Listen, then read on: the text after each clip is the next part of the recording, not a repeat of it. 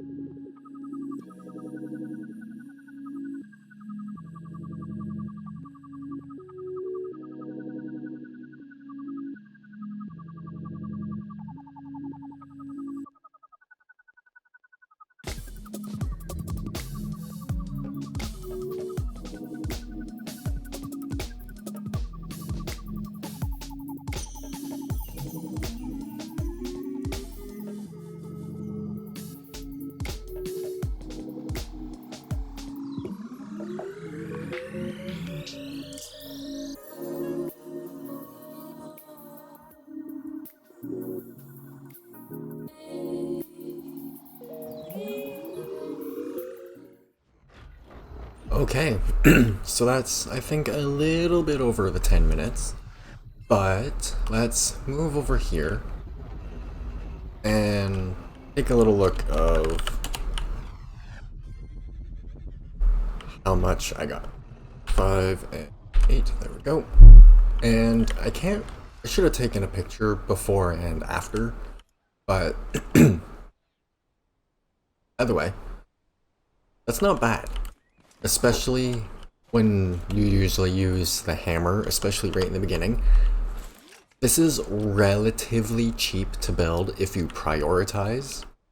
You can build it primarily out of wood, and then even the arms and stuff, everything can be pretty much out of wood.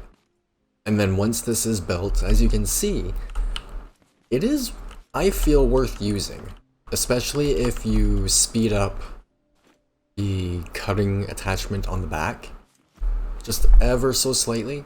Another thing I was thinking of at the beginning of the time lapse was if I could make these wheels easily freewheel, even if I just put the engine more accessible. It's not too hard to get to, but if there was a way to have a button disengage the wheels,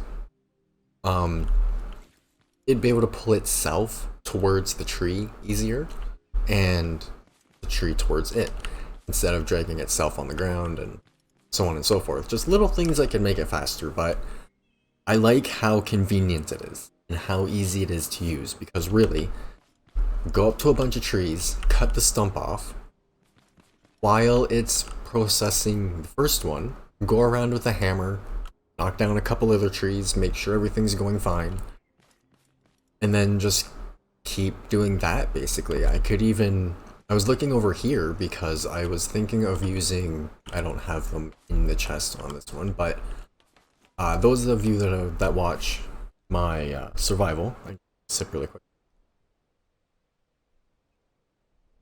Wonderful hot chocolate. Either way, those of you that watch my survival will know that I actually use the cutter quite a bit, especially for trees, because it's really nice being able to just cut the stump and then drive the blades along the tree and then collect with the bin, bring it back to a resource thing.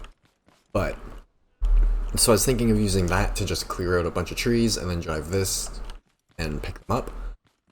Let's see quickly how much I actually picked up. That's not bad. If we used another one of these, like imagine if you had 2 or 3 of these, or even a couple players with 2 or 3 of these. Imagine how fast you could go. As one is just sucking up a tree, you could set the other one up on another tree and then knock down another tree. I guess that kind of only, yeah, have one person knocking down trees and then have another person collecting them, or just knock down a bunch, use 2 of these to pick them up, whatever. But either way, it seems like a decent design to cut down at least a little bit of time. So yeah, it's been kind of waiting to be used properly for a long time. Once chapter 2 comes, I plan on,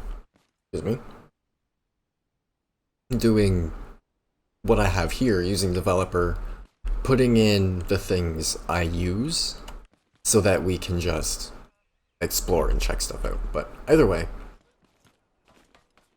this thing I think has a good future, so stay tuned for more of this. If you like this thing and want to see more like this, I'm making a tunnel digging version of it as well for chapter 2.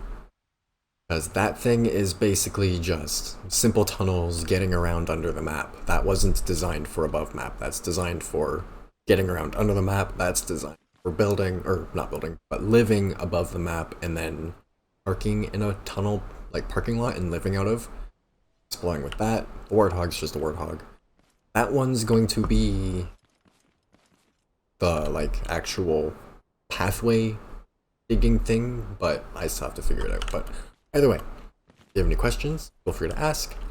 Any tips or advice, let me know. Anything you think would be better for this, absolutely let me know. But I can't really think of much any ways to improve. Either way, as usual, I hope you enjoyed, and thanks for watching.